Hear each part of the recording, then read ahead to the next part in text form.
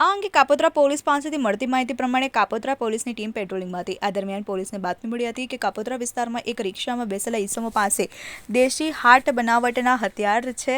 તેથી પોલીસે બાતમીના આધારે તપાસ હાથ ધરી હતી। ત્યારે કાપોદ્રા વરાછા મેઇન રોડ પર ચીકુવાડી પાસેથી બાતમીવાળી રિક્ષા મળી આવી હતી, જેમાં તપાસ કરતા 3 આરોપીઓ દેશી હાટ બનાવટના કટ્ટા તેમજ જીવતા કાર્તીસ લઈને બેઠા હતા। પોલીસે આરોપીઓ પાસેથી દેશી હાથ બનાવટનો 2 કટ્ટા, 3 જીવતા કાર્તીસ અને 1 મોબાઈલ અને 1 રિક્ષા મળી 3.20 લાખથી વધુનો મુદ્દામાલ કબજે કર્યો છે।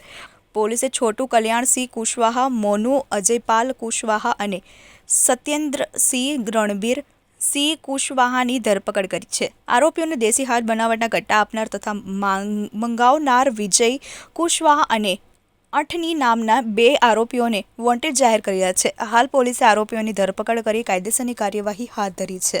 સંધાને મહેરબાન પોલીસ કમિશનર શ્રી અનુપમસિંહ ગેહલોત સાહેબ, સેક્ટર 1 સાહેબ, ડીસીપી ઝોન 1 સાહેબ નાઓએ આપેલ સૂચના અને માર્ગદર્શન મુજબ કાપોદ્રા પોલીસ સ્ટેશનના પોલીસ ઇન્સ્પેક્ટર શ્રી MB અવસુરાના સૂચના અને માર્ગદર્શન હેઠળ second point Shri MR Solanki તથા સર્વેલન્સ સ્ટાફના PSI શ્રી AL પંડ્યા તથા સર્વેલન્સ સ્ટાફના અન્ય પોલીસ માણસોને મળેલ બાતમી હકીકતના આધારે તેઓ પોસ્ટે વિસ્તારમાં વાહન ચેકિંગમાં હતા।